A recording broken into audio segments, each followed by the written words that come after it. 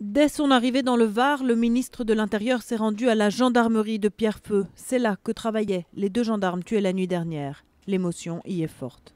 Je suis là pour exprimer encore une fois la compassion. Aider les gendarmes expérimentés, jeunes, appréciés de leurs collègues.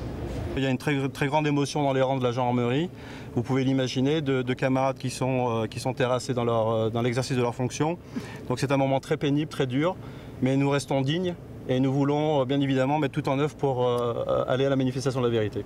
Hier après-midi, un cambriolage est commis dans le village. Vers 23 h, 2 femmes gendarmes sont appelées pour se rendre chez le voleur présumé. Quand elles arrivent dans l'appartement, il se jette sur l'une d'entre elles, lui subtilise son arme de service, l'assomme et tire.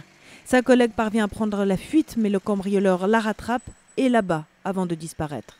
La première avait 35 ans, elle avait 2 enfants. La seconde, 29 ans, était célibataire. Le village et le département sont alors totalement bouclés.